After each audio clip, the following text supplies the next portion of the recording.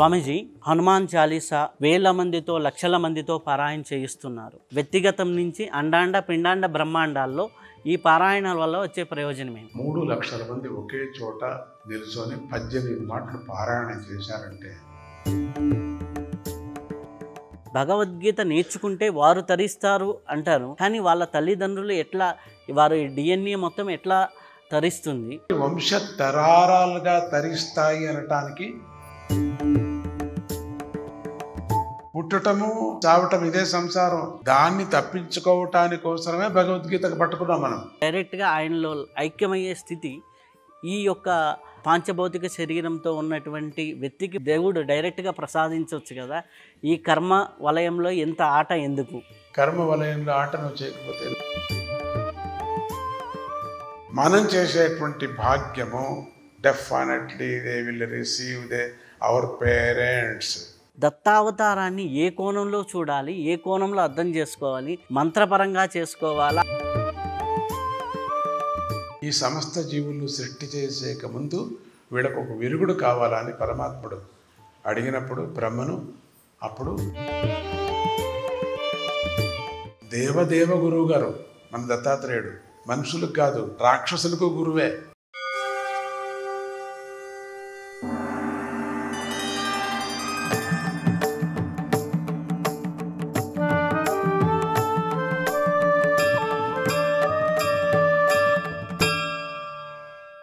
ఓం శ్రీ గురుభ్యో నమః. శ్రీ నిర్వి టీవీ ప్రేక్షకులందరికీ నమస్కారం. ఈరోజు మన అదృష్టం సాక్షాత్ దత్తస్వరూపులైనటువంటి అవధూత స్వరూపులైనటువంటి శ్రీ శ్రీ గణపతి సత్యానంద స్వామీజీ వారితో మహాత్ములతో సజ్జన సాంగత్యం చేసే భాగ్యం కలిగింది. ఇది మహాప్రసాదం. నమస్కారం స్వామీజీ. చెప్పండి స్వామీజీ, మీరు హనుమాన్ చాలీసా వేల మందితో లక్షల మందితో పారాయణ చేయిస్తున్నారు. ఇది ఇంతమంది కలిసి చేయటం వల్ల వచ్చే ప్రయోజనం ఏంటి? వ్యక్తిగత ప్రయోజనం ఏమి? అలాగే వాతావరణంలో వచ్చే ప్రయోజనం ఏంటి? ఈ కాస్మాస్లో వచ్చే ప్రయోజనం ఏంటి? వ్యక్తిగతం నుంచి అండాండ పిండాండ బ్రహ్మాండాల్లో ఈ పారాయణాల వల్ల వచ్చే ప్రయోజనం ఏమి?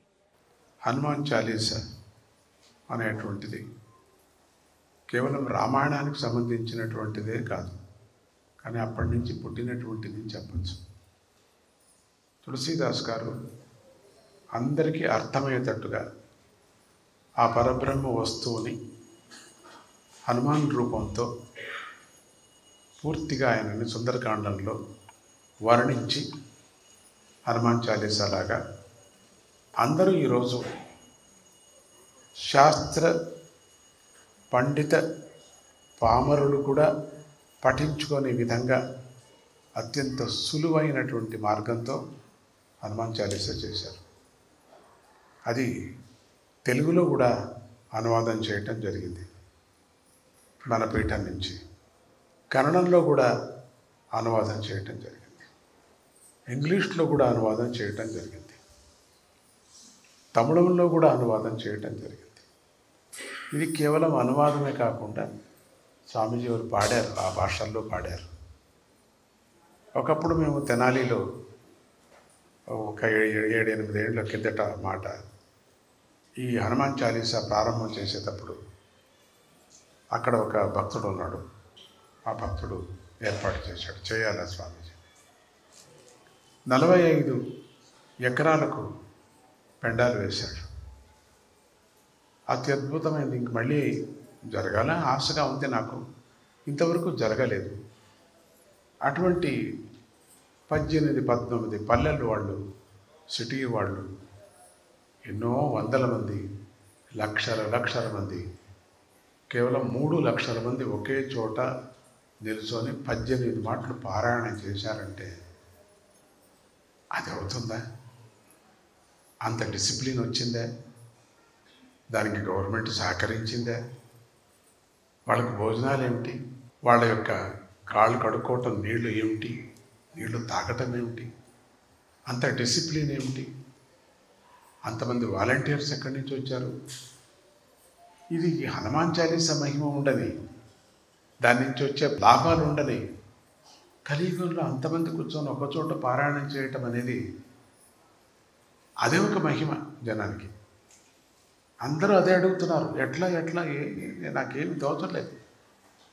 నేను ఒక చిన్న పిల్లకాయలాగా ఉండిపోయా హనుమంతుడి దగ్గర, ఒక చిన్న పండులాగా ఉండిపోయా. ఏమి జరిగిందో కూడా, ఎందుకంటే ఆయన చేసుకున్నాడు అని అర్థం. గిన్నీస్ వాళ్ళు వచ్చింది కూడా నాకు తెలియదు, తర్వాత తెలిసింది.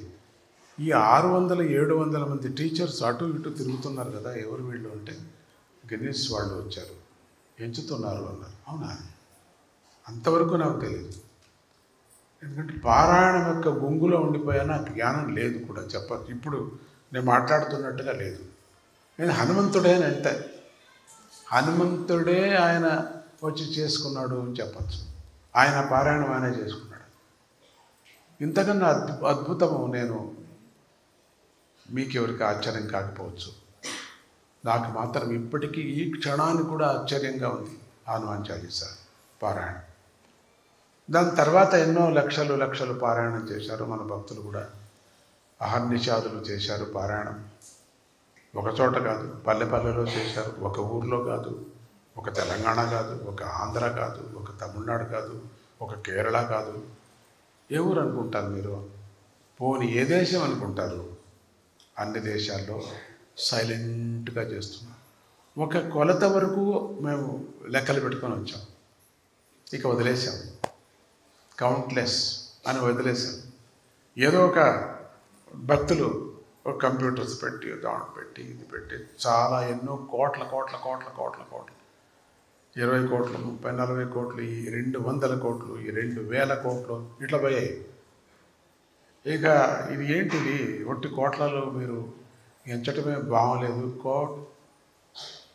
కౌంట్లెస్ వదిలేశారు. ఇప్పుడు చేస్తూనే ఉన్నాం. రేపు కూడా అహర్నిషాదులు చేస్తాం. రేపు హనుమ జయంతి వస్తుంది కదా, 24 గంటలు 200-300 మంది కూర్చొని 23 గంటలు చేయాలని చెప్పేసి, 33 గంటలు చేయాలని చెప్పేసి కూడా ఒక ప్రణాళిక వేసుకున్నాం. అంటే హనుమాన్ చాలీసా మన ఆశ్రమం యొక్క జీవితంలో ఒక ఊపిరిలాగా పెట్టుకున్నాం. కానీ ఇప్పుడు సైలెంట్గా జరిగిపోతుంది, ఆడంబరం లేకోకుండా జరుగుతుంది, డామ్ డూమ్ డస్ బస్ లేకుండా జరిగిపోతుంది.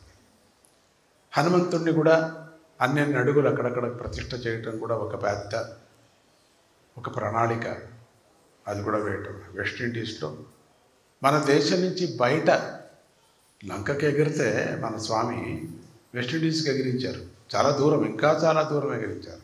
అమెరికా అంతా దాటించేశారు. 100 యోజనాలంటే ఇప్పుడు ఎన్ని వందల మీరు లెక్క పెట్టుకోండి, ఎన్ని సముద్రాలు దాటాడు. అక్కడికి దాటించేశారు అనిపిస్తుంది. అక్కడ కూడా 185 అడుగులు స్వామిని ప్రతిష్ఠ చేశారు. ఇప్పటికీ క్రికెట్ వాళ్ళంతా వెళ్ళి దర్శనం కూడా చేస్తుంటారు. ఆ ఊర్లో అదొక ఐకాన్ లాగా అయిపోయింది. ఆ ఊరే కాదు, ఆ వెస్టిండీస్ 3 రాష్ట్రాలకు కూడా అప్పుడప్పుడు వెళుతూ ఉంటాను. ప్రతి సంవత్సరం వెళ్ళే పద్ధతి ఉంది. అప్పుడప్పుడు ఒక సంవత్సరం తప్పుతూ ఉంటాను. చాలా దూరం, వెళ్ళటమే చాలా దూరం.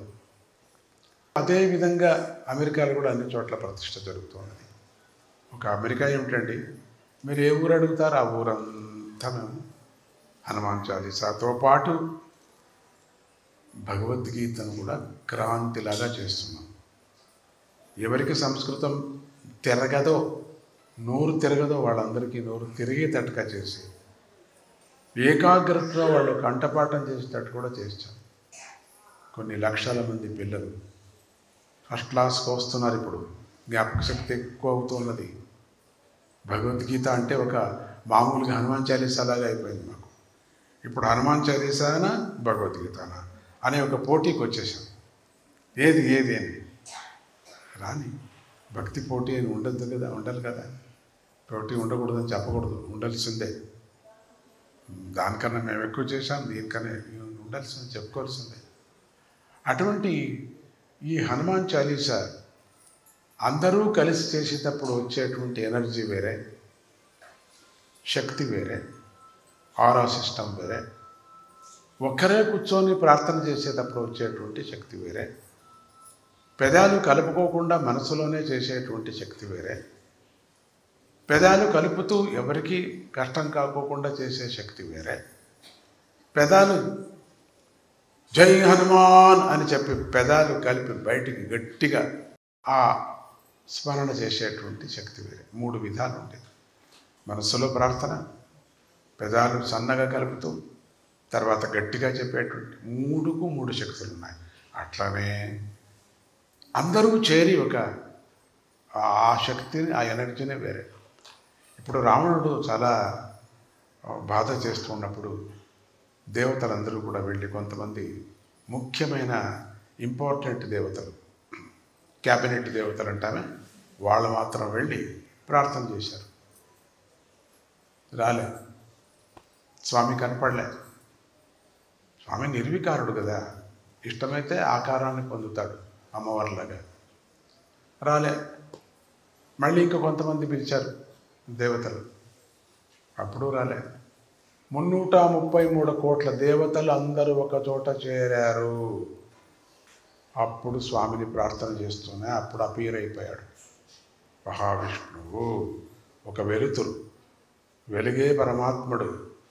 పరమాత్ముడికి రూపం లేదు, మనం అనుకున్నటువంటి రూపంతో ఆ పరమాత్ముడికి ఆ రూపాన్ని తెచ్చేటువంటి శక్తి మనకి ఎనర్జీ ఉంది. అంత శక్తి మనకు ఉండాలా, ఉంది. అప్పుడు కనపడ్డాడు. మనం అనుకున్న రూపంతో కనపడ్డాడు. శంకు చక్ర గదా పద్మంతో కనపడ్డాడు. తమద్భుతం బాలకం అంబుజేక్షణం చతుర్భుజం శంఖ చక్ర గదార ఆయుధం శ్రీవత్సలక్ష్మం గలశోభి కౌస్తుభం పీతాంబరం సాంద్రపయోధ శోభగం. అంత అద్భుతమైనటువంటి రూపంతో కనపడ్డాడు. తమద్భుతం, అద్భుత రూపంతో కనపడ్డాడు. దేవికి కనపడినట్టుగా భయపడ్డారు అందరూ కూడా. అమ్మబాబాయ్ చిన్న రూపం చూపించి ఇంత చాలు. అర్జునుడు కృష్ణుడికి వేడుకున్నట్టుగా విశ్వరూపం చూపించినప్పుడు అల్లాడిపోయాడు. అంతవరకు కృష్ణుడిని కృష్ణ సఖా బాబా అనేవాడు. విశ్వరూపం చూపించిన తర్వాత వేడి ఈయన దగ్గర నేనున్నానా అనిపించింది అర్జునుడికి. భయపడ్డాడు, దగ్గర రావటానికి భయపడ్డాడు. కొన్ని సందర్భాల్లో అప్పాజీ పూజ చేసేటప్పుడు ఆ పూజా సందర్భంలో బయటకు వచ్చి అట్లా పోతూ ఉంటే పరిగెత్తిపోతారు, ఎవరు దగ్గరికి రారు. అరే ఇంత దగ్గరికి వచ్చినటువంటి మీరు తాతాజీ అప్పాజీ అని దగ్గర ఉండేవాళ్ళు, అదెందుకప్పుడు ఆకారం ఏదో విచిత్రంగా ఉంటుంది. ఆకారం తైలాభిషేకం చేసి ఇంత తుండుగుడ్లు కొట్టుకుంటారు స్వామీజీ, ఇంత ఆ తైలాభిషేకం చేసుకొని బయట వచ్చేటప్పుడు విచిత్రమైన కళ్ళు, విచిత్రమైన రూపము, విచిత్రమైన డ్రెస్సు. అది సగం తడిచిపోయి ఉంటుంది నూనెతో, ఆ గంధంతో. విచిత్రంగా ఉంటారు, ఎవరు పలకరించారు, దగ్గరికి రారు. అప్పుడు ఏది కష్టాలు చెప్పుకోవట్టు రారు. భయం, ఆ ఆకారం భయం. అది వెలుతురు, అటువంటి వెలుతురు. ఇప్పుడు దగ్గరికి వస్తున్నారు, ఇప్పుడు ఈ వెలుతురు వేరే. అట్లా ఆ ఆకారంతో వచ్చాడు. ఏంటి ఇంతమంది చేరుకొని ప్రార్థన చేసి ఏంటి? అప్పుడు చెప్పుకున్నారు రావణాసుడి యొక్క తాపత్రయాలు ఉన్నాయని. అప్పుడు రామావతారాన్ని దాల్చాడు. చూసారా, 2-3 క్యాబినెట్ మినిస్టర్స్ వెళ్ళి ప్రార్థన చేస్తే రాలేదు. అంటే క్యాబినెట్ మినిస్టర్స్ అంటే మన ఇంద్రాది దేవతలు అని అర్థం. వాళ్ళు ఎవరు ప్రార్థన చేస్తే రాలేదు. సాధారణమైనటువంటి దేవత, యక్ష కిన్నర కిం పురుష గంధర్వాదులు, చిన్న చిన్న మోక్షానికి వెళ్ళినటువంటిది. నారదాది నారాయణ స్మరణ చేసేటువంటి నరమానవుడు అని కూడా అన్నారు అక్కడ. నరమానవుడు అంటే మహాత్ములైనటువంటి సప్త ఋషులు అని అర్థం. వీళ్ళందరూ వెళ్ళి ప్రార్థన చేసే లోపల బయటకు వచ్చేసారు తట్టుకోలేకోకుండా. ఏం కావాలా, అంతే కదా, రామావతారాన్ని తీసుకుంటా, మేము మీ కష్టాన్ని పరిహారం చేస్తాం. అందుకని సభాముఖంగా పారాయణం చేయటం కానీ, సభాముఖంగా హనుమాన్ చాలీసా చేయటం కానీ మనం చేసినప్పుడు అక్కడ ఉండేటువంటి ప్రతి ఒక్క ఎనర్జీ కూడా తిరుగుతుంది. ప్రతి ఒక్కరు నారాయణ హరే కృష్ణ జయ హనుమాన్ జ్ఞానగుణ సాగర అంటే 40 ఏళ్ళు ఉంది. ఇప్పుడు ఇది 40 ఏళ్ళు అయిపోయింది. ఇప్పుడు ఉంది, ఉండిపోయింది, రికార్డ్ అయిపోయింది. ఇప్పుడు నేను మాట్లాడే మాట, నేను చెప్పేటువంటి మంత్రం 40 ఏళ్ళు ఉండిపోయింది. కొన్ని లక్షల మంది, కొన్ని వేల మంది కూర్చొని మాట్లాడేటప్పుడు, ఆ హనుమాన్ చాలీసా చేసేటప్పుడు ఎన్ని ఆరో సిస్టమ్స్, ఎన్ని టేప్ రికార్డులు, ఎంత దేశమంతా ఒకదాని మీద ఉండదు ఒకటి సౌండ్. ఎప్పుడు కూడా సౌండ్ ఎట్లా ఉంటుంది, ఇప్పుడు ఎట్లా అల్లకపోతుంది. అల్లకపోతుంది సౌండ్ ఇప్పుడు కూడా. ఒకదాని మీద ఉండి కర పచ పచ పచ అని వైర్లు తగిలినట్టుగా ఉండదు. ఇప్పుడు కరెంటు వైర్లు ఒకటొకటి తగిలి కిరికిరి అంటుంది. అదే ఎత్తకపోయేటువంటి వైరు ఒకదానికొకటి తగిలితే లేదు, దానికి వేరేనే పెట్టాలా. అట్లా ఈ శబ్దాలంతా ప్రపంచమంతా ఆవరిస్తుంది. జై వీర హనుమానికి. ఇప్పుడు ఈ మాట ఆ మాట అన్నీ వెళ్ళిపోయాయి. రికార్డ్ అయిపోయింది. ఇప్పుడు రికార్డ్ అయిపోయి 40 ఏండ్లు ఉంటుంది. ఈ రోజు నుంచి 40 ఏండ్లు, రేపు చేయండి, రేపటి నుంచి 40 ఏండ్లు, ఇంకొక సంవత్సరం అయిన తర్వాత చేయండి, అక్కడి నుంచి 40 ఏండ్లు. అందుకని నిరంతరం నీవు బతికేంత వరకు చేస్తూ ఉంటే ఎన్ని వందల ఏండ్లు ఈ ప్రపంచమంతా వైబ్రేషన్ తిరుగుతూ ఉంటుంది. అందుకనే ఊపిరి ఉండేంత వరకు భగవన్నామాన్ని చేయమని చెప్పటం ఇదే కారణం. అందుకని ఊపిరికి మీరు ప్రాక్టీస్ చేయండి, ఉచ్ఛ్వాస నిశ్వాస క్రియలకి. హరి ఓం తత్సత్. లోపల పీల్చుకునేటప్పుడు పరమాత్మ స్మరణ, బయట వదిలేటప్పుడు పరమాత్మ స్మరణ. అయ్యా అనకూడదు, దాని నుంచి ప్రయోజనం లేదు. అది దయ్యాలు భాష అని దాని పేరు. నువ్వు దేవత, యు ఆర్ ఏ ఏంజల్. అందుకని నీ స్మరణ చేయాలి నువ్వు భగవంతుడిది. అయ్యా అమ్మమ్మ అనకూడదు. అందుకని ఏం చేశారు ఇప్పుడు? అయ్యప్ప అంటే దేవుడు స్మరణ వచ్చేటట్టు చేస్తున్నాడు. అయ్యప్ప పేరు పెట్టుకొని ఆయన వచ్చాడు, పరమాత్ముడు అవతారం వేసుకొని వచ్చాడు. అందుకని ఇప్పుడు అయ్యప్ప అన్న పరమాత్ముడే, అయ్యమ్మ అన్నా కూడా అమ్మవారే. ఇప్పుడు రెండు వదిలేసి ఏది ఇది లేదు, దేవుడి పేరు లేదు. అది ఇప్పుడు కొత్త రకంగా అంటున్నారు అందరూ. చచ్చేక ముందు మనసార్లో ముందుగా అయ్యప్ప అంటే నేను సమాధాన పడుతూ ఉంటే, అప్ప పర్వాలేదులే దేవుడి స్మరణ చేస్తున్నాడు, అయ్యమ్మ అన్నా సంతోషపడుతూ ఉంటే. ఇప్పుడు రెండు వదిలి కొత్త రకంగా వెళుతున్నారు. ఏం మన కర్మ కాకపోతే ఏంటి? కర్మనే అది. అందుకని అందరూ ఒకే పర్యం చేసినప్పుడు వచ్చేటువంటి ఆరో సిస్టమ్, ఆ వైబ్రేషన్స్ అత్యద్భుతమైంది. వాతావరణం శుద్ధమవుతుంది, వాయువు శుద్ధమవుతుంది. ఈరోజు వాయువు కల్మషం అయిపోయింది. మీరు చూశారు, అక్కడ ఏదో ఊర్లో హాలిడేస్ ఇచ్చారు. ఎందుకు? వాయువు బాగలేదట వాయువు. ఇది మనం విన్నామా? ఎప్పటికైనా ఉందే? ఏదో చలి ఎక్కువ వచ్చింది, స్కూల్లో రజా 2 రోజులు మనం సెలవు ఇచ్చామంటే అది బాగుంది. ఎండలు ఎక్కువైపోయాయి, 2 రోజులు కరెక్ట్ 2 రోజులు బాగలేదు. ఇది 24 hours ఎండ, ఇది బాగలేదు, అది విన్నాం, బాగుంది. ఇప్పుడు వాయు కల్మషం, ఎయిర్ పొల్యూషన్, సెలవులట అని ఇప్పుడు వింటున్నా. ఇది దరిద్రం పట్టింది మనకు అనిపిస్తుంది. ఎట్లా వచ్చింది వాయు కల్మషం? ఎట్లా వచ్చింది? ఎయిర్ పొల్యూషన్ మన నుంచే వచ్చింది. ఫ్యాక్టరీలు, పెద్ద పెద్ద కార్లు, పెద్ద పెద్ద పొగలు, ఎక్కడ చూసిన పొగ. సో దాంతో వాయు కల్మషం అయిపోయింది, శీతంలో కలిసిపోయింది. అది పీల్చినప్పుడు ఆస్మా వస్తుంది పిల్లలకి. ఇది మన కర్మ అంతే. ఇంత పెద్ద ప్రపంచంలో కూడా అంతగా వచ్చి మనల్ని ఘాసీ చేస్తున్నాయి, గాయపరుస్తున్నాయి ఆ వాయువు అంటే. మన దురాదృష్టం కాకపోతే ఏంటి? అందుకని దాన్ని మనం పారదోరాల, దానికి ఇంకొక విరుగుడు వేయాల, స్మరణ. ఆ విరుగుడే పరమాత్ముడి స్మరణ. గట్టిగా నామం చేయటం మేము ఇప్పుడు చేస్తున్నాం, ఇంకా ప్రారంభం చేస్తాం ఈ రోజు నుంచి 3 రోజులు కూడా. అందుకని వాతావరణము శుద్ధమవుతుంది. రెండవది, ఇక పుణ్యం రెట్టింపు విచారంగా నేను చెప్పను, దండిగా ఉంది దానికి. వాళ్ళ కర్మానుసారంగా మనస్సులో భక్తితో ప్రేమతో చేసినప్పుడు వాళ్ళకి నిజంగా జీవన్ముక్తి కలుగుతుంది. ఏదో లెక్క కోసం చేస్తున్నాం, ఎవరి కోసం చేస్తున్నాం చేయకూడదు. మన కోసం మనం చేయాలి. మన సొంతమది, మనమది సంగ్రహించాలి మనం. అటువంటి శక్తిని నువ్వు చెప్పే కొద్దీ నీకు ఎనర్జీ ఎక్కువ అవుతుంది, ఆయుస్సు ఎక్కువ అవుతుంది, నీకు ఆరోగ్యం వస్తుంది నీకు. రెండవది, స్వయం శక్తి నీలో వచ్చేస్తుంది, అది రావాలి మనకు. అటువంటి అద్భుతమైన హనుమాన్ చాలీసా ఇప్పుడు ఒకటే కాదు, ఇంకా తీవ్రంగా మేము చేయబోతున్నాం. స్వామీజీ, మనకి భగవద్గీతని కంఠతః చేసినప్పుడు మీరు ఒకానొక సందర్భంలో అన్నారు, జన్మ జన్మలకి మోక్షం వస్తుంది, మన తల్లిదండ్రులు వారి తల్లిదండ్రులు కూడా తరిస్తారు, పిల్లలకి నేర్పించండి అనేసి. భగవద్గీత నేర్చుకుంటే వారు తరిస్తారు అంటారు, కానీ వాళ్ళ తల్లిదండ్రులు ఎట్లా, వారి డిఎన్ఏ మొత్తం ఎట్లా తరిస్తుంది, వీరు చేసేది మొత్తం తరతరాలకి ఎట్లా వర్తిస్తుంది? అటువంటి వరాన్ని ఇచ్చాడు వరాహ పురాణంలో, మార్కండేయ పురాణంలో. నీ జన్మలకంతా తరిస్తుంది, నీ శరీరంతో వచ్చినటువంటి జన్మలు ఎన్నున్నాయని.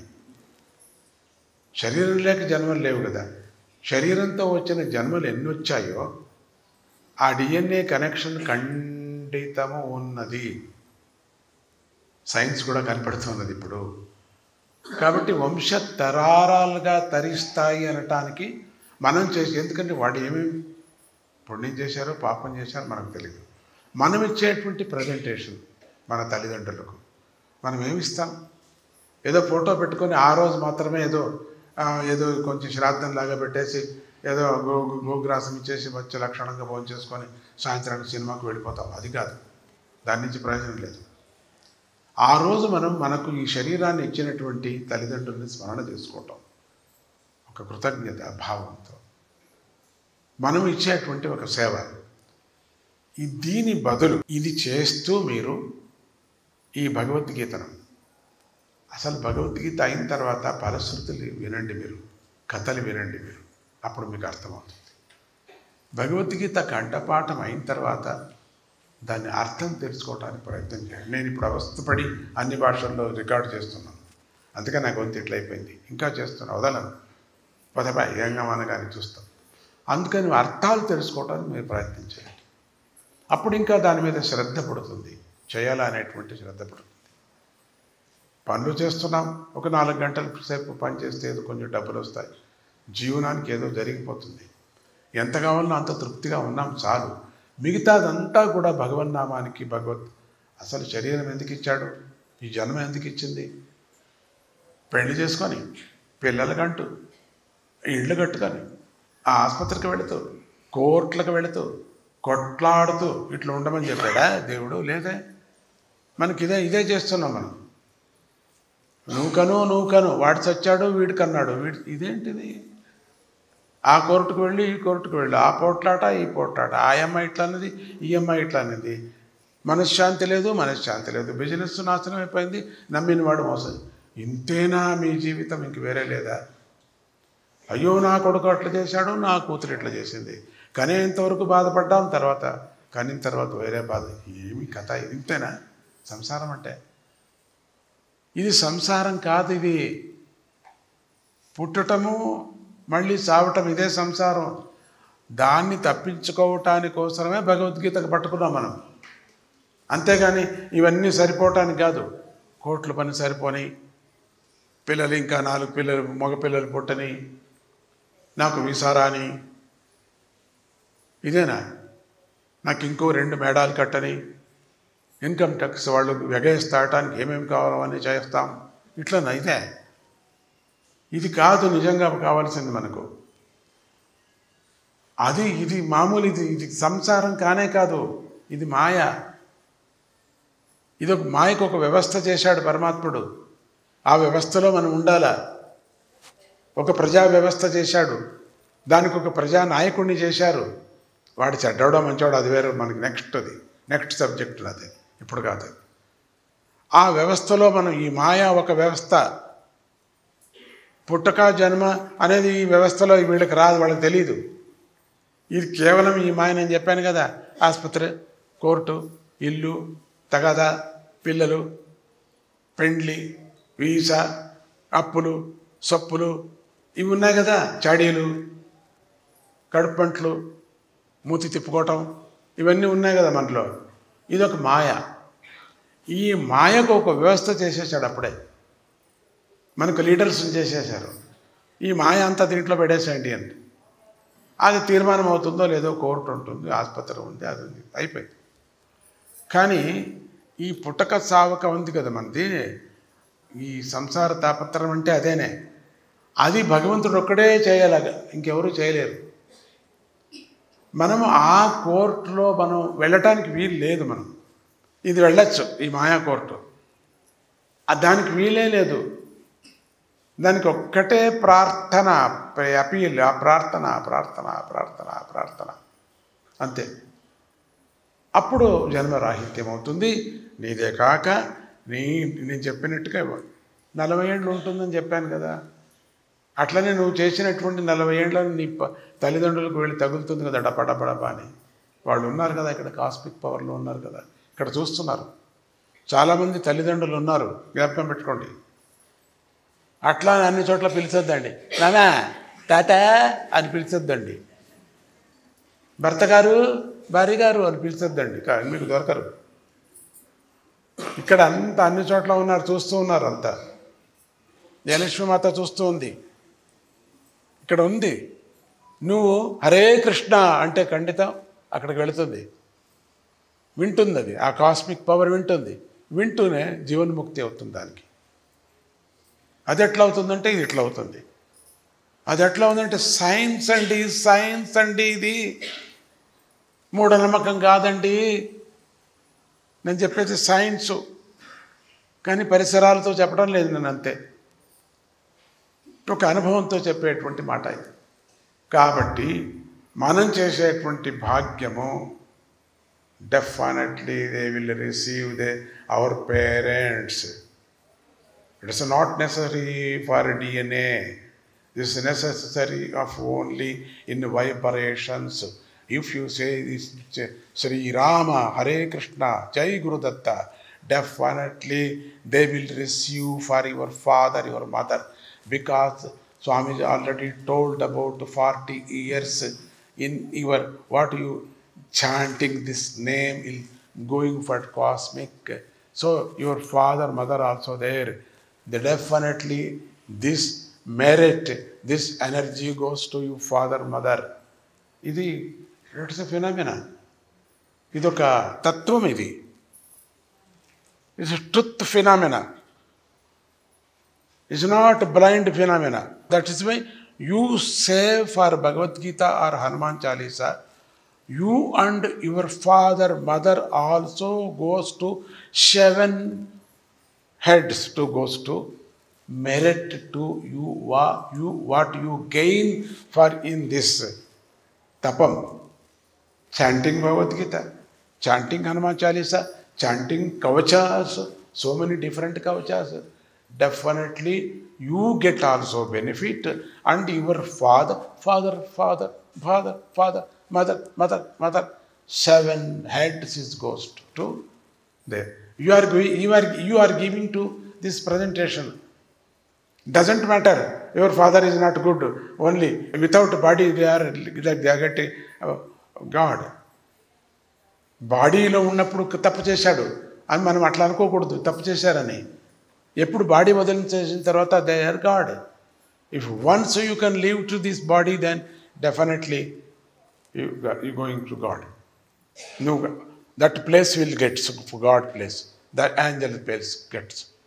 That's why you can chant for do something for good karma in this earth. Definitely they will get to, and also you also gets your account also there. If you one day, if this body leaves one day, in your prana also gets for good. That's why you can earn like a bank balance. You earn as much as possible to do japam. ఎంత కావాలనో అంత నువ్వు చెయ్యి.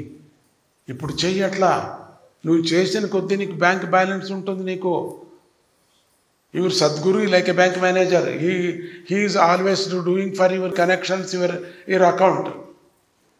Doesn't matter. Do like that.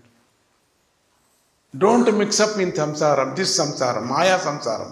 This is maya samsaram. They are coming for so many difficulties in our problems, because you are kama, your facilities. You already your karma, experience karma. So good experience to karma. If you go to good experience, then merit, the bad experience also comes to you. నువ్వు అనుభవించావు. You have a taken for good సేప్ apple, one apple enough, but you are greedy. You are eating for 4-5 apples. So what happened to your stomach? You must experience for this bad effects. Face it. Happily face it. Happily, because your facility time, you are happily in your time. That in bad effects comes, happily face it. You fight. నువ్వు fight చేయి. అప్పుడు అనుభవించావు కదా మంచిది, ఆ మంచిది ఫలం ఇప్పుడు వచ్చింది, చెడ్డది నువ్వు అనుభవం. అందుకని ఇది పోవాలంటే మనం ఏం చేయాలంటే గురువు ఇచ్చిన మంత్రము చాంటింగ్. ద బెస్ట్ మంత్ర ఇది హనుమాన్ మంత్ర. అదర్ బెస్ట్ మంత్ర ఇది భగవద్గీత మంత్ర. దెన్ అవర్ ఆశ్రమ విల్ టుక్ పాత్. మేమందరూ కూడా ఆశ్రమంలో మేము ఈ రెండు కూడా చాలా బలంగా మేము చేస్తూ, దాని గురించి చర్చిస్తూ, దాని గురించి చెప్పుకుంటూ, దాని గురించి కథలుగా చెప్పుకుంటూ మేము తరిస్తూ ఆనందంగా ఉన్నాం. దత్తుడు అంటే మా గురువు గారు ఎదురుగా మేమంతా ఆనందంగా ఉంటూ జగన్మాత ఒడిలో మేము కూర్చొని మేము అనుభవిస్తున్నాం. మామూలుగా స్వామివారు ఉత్తర గీతలో పూజకోటి సమం స్తోత్రం, స్తోత్రకోటి సమోజపం, జపకోటి సమోధ్యాన అన్నారు. ఇన్ని మార్గాలు ఎందుకు? డైరెక్ట్గా ధ్యానమో లయమో అయిపోవచ్చు కదా. ఇన్ని మార్గాలు ఎందుకు? ఇన్ని పారాయణలు ఎందుకు? డైరెక్ట్గా ఆయనలో ఐక్యమయ్యే స్థితి ఈ యొక్క పాంచభౌతిక శరీరంతో ఉన్నటువంటి వ్యక్తికి దేవుడు డైరెక్ట్గా ప్రసాదించవచ్చు కదా. ఈ కర్మ వలయంలో ఎంత ఆట ఎందుకు? చేయాలా? కర్మ వలయంలో ఆట నువ్వు చేయకపోతే నువ్వు ఒకటే భోజనం పెట్టేటప్పుడు ఒకే అన్నం పెట్టి తినేసేది. ఇంట్లో కూర ఉందనుకో, చట్నీ ఉందనుకో, మజ్జిగ ఉందనుకుంటే ఎవడు తింటాడు? తినరు. వేరే భాగాలుగా తినాలా అనుకొని తిను. దానికి అంతా ఒకటే కదా, తిను అని అనుకొని తిన్నాను అయ్యలేదు. లేదు, అంతా కలిపి పెట్టినా తినలేము. అందుకని మనమే దాన్ని అది కలుపుకో తినాల్సి వస్తుంది. మనం అంతా కలిపి ఒకటే ఇచ్చేసాను, ఒకటే ఏం లేదు, మీకు ధ్యానం చేయండి అంతే, ఇంకా అంతకన్నా వేరే లేదు. మన కర్మ పోదు కదా. మనకు గంగలో దిగుతూనే పాపం పోయింది అంటాం. నిజం, బాగుంది. కానీ ఇంటికి వచ్చి సోప్ వేసుకొని కట్టుకుంటాం. ఎందుకు? మురికిపోలేదే. పాపం పోయింది, మురికిపోలేదు. మురికిని శరీరం మనకు అనుకున్నాం కాబట్టి, శరీరమే సర్వస్వం అనుకున్నాం కాబట్టి, మురికి కూడా గంగలో దిగితే పోయింటే బాగుండు, పోదు. అట్లా మీరు షార్ట్ కట్ చేస్తున్నారు. షార్ట్ కట్ చేయకూడదు. స్నానం చేసేటప్పుడు సోపు వేసుకొని కడుక్కోవాల్సిందే. అది శరీరం మురికిపోవటానికి. తర్వాత మానసికంగా గంగలో స్నానం చేయాల్సిందే, అది పాపం పోవటానికి. అట్లనే సపరేట్గానే ఉండాల్సి వస్తుంది.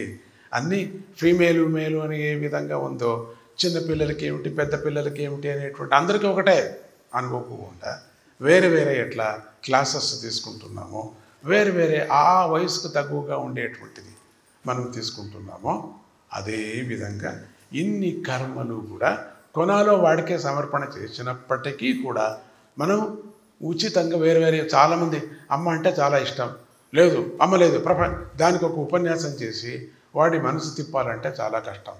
అయినా ఒప్పుకుంటాడు, బాగుంది, అవును కరెక్టు, అంతా ఒకటే అని అట్లా వెళ్ళిపోయిన తర్వాత మళ్ళీ అమ్మ దగ్గరికి పోతాడు. సో కాబట్టి దాంట్లో ఉండేది అనుభవించి రావాలా, దీంట్లో ఉండేది అనుభవించి రావాలా అనే ఒక దృష్టితో ఇవన్నీ పెట్టాడు స్వామి.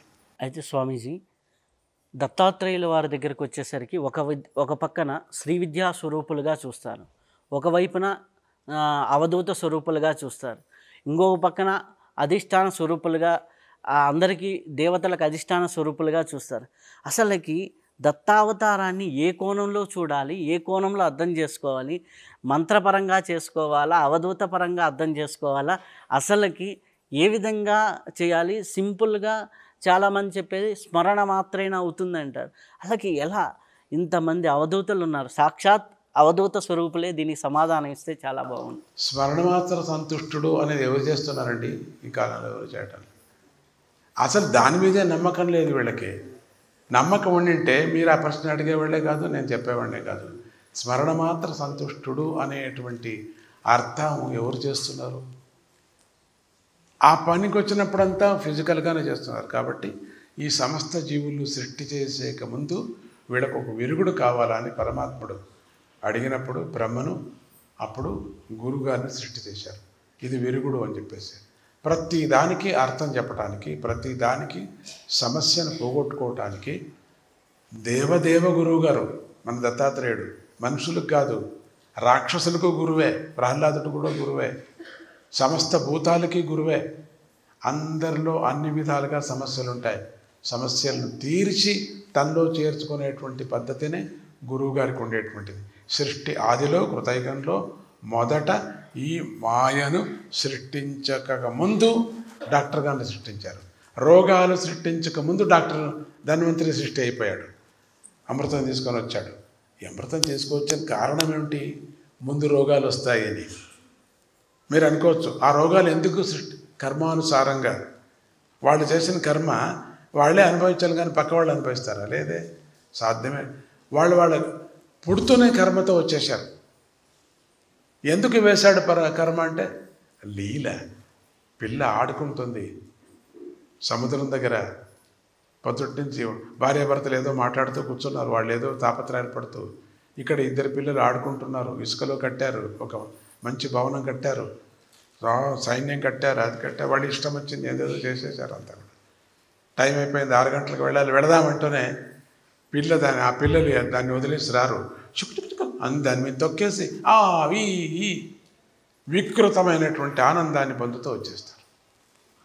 కట్టేటప్పుడు ఆనందపడ్డారు, కట్టిన తర్వాత నీది బాగుందా నాది బాగుందా, నీది బాగుందా నాది అన్నారు. ఇసుకలో ఉండేది ఎంత బాగుంది, ఇద్దరు ఆనందపడ్డారు. నీకన్నా నాది బాగుంది, నాకు పోట్లాడుకున్నారు, బాగుంది, అయిపోయింది. నాన్నగారు పిలిచారు, 6 గంటలైంది వెళదామని చెప్పేసి. వదిలేసి వెళ్ళచ్చు కదా, వదలరు. ఎందుకంటే అది ఎవరు చూడకూడదు, మనం కట్టింది ఎందుకు అని దాని మీద ఎగిరి గంతులేసి దాన్ని టకక్కన ఒకసారి ఎగిరితారు. అది ఎగురుతుంది, ఇది ఎగురుతుంది. నీది నేను ఎగిరా, నువ్వు దాన్ని ఎగిరా అంటారు. రెండు పోయాయి, వెళ్ళిపోతారు. సృష్టి చేసింది వాడే, అనుభవించింది వారే కాసేపు, తర్వాత దాన్ని నాశనం చేసింది వాళ్ళే పిల్లలు. ఎందుకు చేస్తారండి ఆ పిల్లలు అట్లా అని అడిగినట్టుంది మీరు. అదే తిక్కన పిల్లలకి ఆట, మా పరమాత్ముడికి ఆట, అది ఆడుతున్నాడు. మనమంతా బొమ్మలు, తోలు బొమ్మల ఆట ఆడిస్తున్నాడు మనంతా కూడా. ఎందుకు ఆడకూడదు? ఆడు. నీకు ఒక ఛాన్స్, వాడి సూత్రధారిలో ఆడుకుంటున్నావే నువ్వు, అంతకన్నా అదృష్టవంతుడు ఎవరు? నాకు దుఃఖం ఇచ్చాడు, ఓహో సంతోషపడాలి, కానీ నువ్వు దేవుణ్ణి తిట్టకూడదు. మీకు సుఖం ఇచ్చాడు, ఆహా మంచి ఛాన్సు అని సంతోషపడాలి, కానీ ఇట్లే ఉండాలని కూడా అనుకోకూడదు. మనం దురాశ ఒకసారి అట్లా ఇట్లా పారేస్తాడు, పక్కన పారి సడన్గా తోలుబొమ్మను ఒక రాజుగా తీసుకొచ్చి ఆడిస్తాడు. ఆ పాటలు ఆడింది రాజు పని అయిపోతుంది, చిచ్చిక్ తటక్కని మంత్రి తీసుకొస్తాడు. అది ఎక్కడో భయపడుతుంది, అది ఇంతవరకు ఆడింది అది. అట్లా మనమంతా ఆడాలా, ఒక చోట పోయి పాడాలా, వాడికి ఇష్టం. కానీ దాన్ని పెట్లో పెట్టుకుంటాడు మళ్ళీ ఆడించడానికి, ఎక్కడ పారేయడు. స్వామీజీ, మీ యొక్క జీవిత చరిత్రని చదివినప్పుడు నాకు ఎంతో అద్భుతంగా మీ మాతృమూర్తి గారి గురించి అనిపించింది, అలాగే మీ అత్తయ్య గారి గురించి అనిపించింది. వారు మీకు శక్తిపాతం చేశారని, అలాగే లంబికా యోగం ప్రసాదించారనేసి చదివాను. వారు ప్రసాదించిన యోగాలు, వారి యొక్క ఇంపాక్ట్ మీ జీవితం పైన ఎంత ఉంది? ఈరోజు ఇంత స్వామీజీగా మీరు మారడానికి మీ మాతృమూర్తి గారు, మీ మేనత్తల యొక్క ప్రభావం ఎంత ఉంది?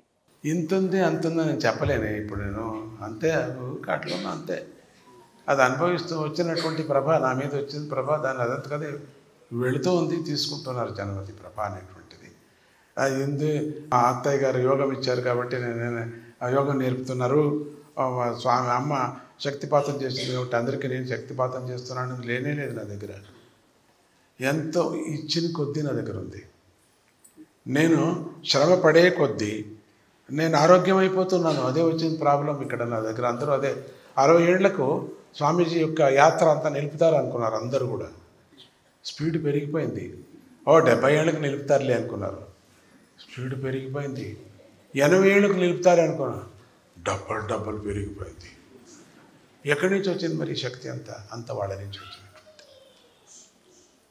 స్వామీజీ, మనకి శక్తి అనేది మన అంతర్గతంగా వస్తుందా, యూనివర్స్ నుంచి ఈ శరీరంలోకి వస్తుందా, లేకపోతే మనం చేసిన జప ధ్యానాదుల నుంచి వస్తుందా? ఇది ఎట్లా పొందాలి, ఎలా నిలుపుకోవాలి? చాలామంది పొందిన వాళ్ళు కూడా నిలుపుకోలేరు కదా, అది ఎలా జరుగుతుంది? నన్ను మీరు అగ్నిని అడిగి నువ్వు ఎంత శాఖంలో ఉన్నావు, నువ్వు ఎట్లా పుట్టావు, అగ్గిపెట్టి నుంచి పుట్టావా, లేక వెలుతురు నుంచి ఎవరో వెలుతురు ఇచ్చిన తర్వాత నువ్వు పుట్టావా అని అగ్నిని అడిగినట్టు అంతే. నువ్వు నాకేం తెలుసప్ప, నాకు అది తెలియదు. I have no answer but your question. ఇప్పుడు దత్త జయంతి వస్తుంది కాబట్టి దాని మీద చివరిగా 2 మాటలు. ఈరోజు దత్త జయంతినే కాకుండా హనుమత్ జయంతి కూడా ఆచరిస్తున్నాం, గీతా జయంతి కూడా ఆచరిస్తున్నాం. రెండవది అన్నకూటం, అది కూడా మేము ఆచరిస్తున్నాం. జగన్మాత ప్రతిష్ట అయింది కాబట్టి. దత్తాత్రేయుడు అత్యంత పవిత్రమైనటువంటి దేవదేవతలకి, రాక్షసులకి, అందరికీ నేను చెప్పినట్టుగా సర్వభూతాలకు కూడా సద్గురువు కాబట్టి గురు ప్రార్థన అనేది చాలా ముఖ్యమైనది.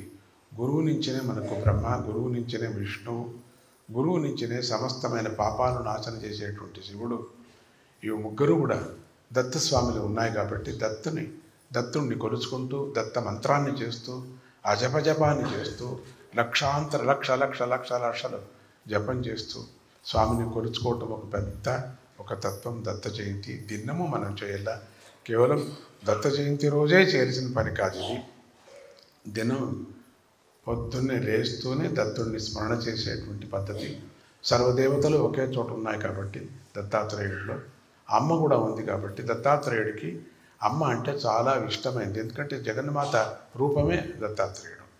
అందుకని శ్రీచక్రమే దత్తాత్రేయుడు. శ్రీచక్రం ఎక్కడుందో దత్తం ఎక్కడున్నాడు, శివుడు ఎక్కడున్నాడో దత్తుడు అక్కడున్నాడు. భలే బాగుంది. అట్లానే విష్ణువు కూడా పూర్ణ రూపమైనట్టు విష్ణువు, మధ్యలో విష్ణువే ఉండేది. విష్ణువుని కొలిచినా దత్తుడిని కొలిచినట్టు, అమ్మని కొలిచినా శ్రీచక్రాన్ని కొలిచినా దత్తుడిని కొలిచినట్టు, అట్లనే శివుణ్ణి కొలిచినా కూడా దత్తుడిని కొలిచినట్టు.